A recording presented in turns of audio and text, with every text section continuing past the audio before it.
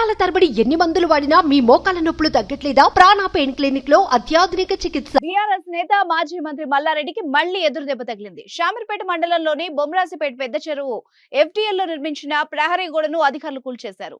చెరువు FDL లో అక్రమ నిర్మాణాలు చేశారంటూ మల్లారెడ్డిపై ఫిర్యాదులు వచ్చాయి. దీంతో JCBల సాయంతో చెరువులో నిర్మించిన ప్రహరీ గోడల్ని ఇరిగేషన్, రెవెన్యూ అధికారులు కూల్చేశారు. అలాగే పెద్ద చెరువును ఆక్రమించి నిర్మించిన మరికొన్ని నిర్మాణాలను కూల్చేశారు. నగర శివార్లలోని కుత్బుల్లాపూర్ మండలం జీడిమెట్ల గ్రామంలోని సుచిత్ర పరిధిలో సర్వే నెంబర్ 82, 83లలో మాజీ మంత్రి మల్లారెడ్డి ఇతరుల మధ్య నెలకొన్న భూ వివాదం తెలిసిందే. అయితే 2.5 ఎకరాల భూమి తనదేనంటూ మల్లారెడ్డి, ఆయన అల్లుడు రాజశేఖర్ రెడ్డి వాదిస్తున్నారు.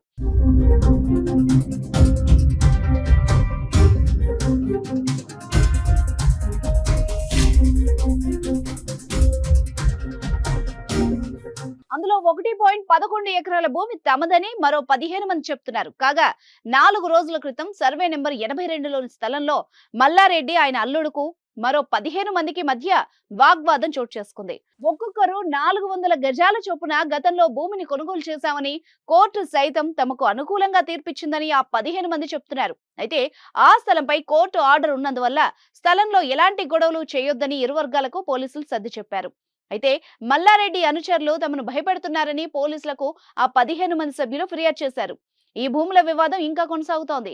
ఈ విషయంపై బుధవారం మల్లారెడ్డి బాధితులు మీడియా సమావేశాన్ని నిర్వహించారు. మరోసారి మల్లారెడ్డిపై బాధితులు సంచలన ఆరోపణలు చేశారు.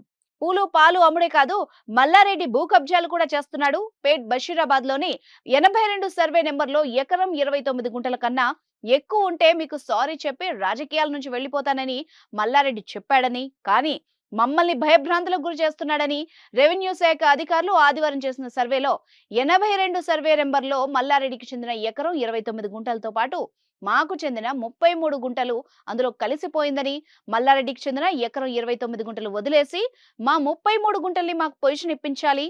మల్లారెడ్డి, రాజశేఖర్ రెడ్డి ముందే ఈ సర్వే జరిగింది. మల్లారెడ్డి మాట మీద నిలబడాలంటూ బాధితులు డిమాండ్ చేస్తున్నారు. 2016లో మల్లారెడ్డి బీఆర్ఎస్ లో చేరిన తర్వాత మా పార్టీషన్ తీసేసి మా పైన కేసు పెట్టించాడు. అప్పుడు పోలీసులను ఆశ్రయిస్తే కోర్టుకు వెళ్లమన్నాడు. కోర్టు నుంచి నాట్ టు ఇంటర్ఫియర్ అనే ఆర్డర్ తీసుకొచ్చాం.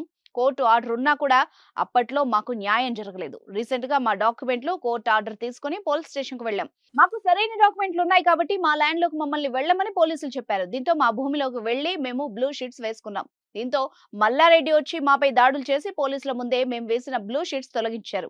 పోలీసుల ముందే మమ్మల్ని చంపేస్తామని మల్లారెడ్డి బెదిరించారు అంటూ బాధితులు సంచలన ఆరోపణలు చేశారు.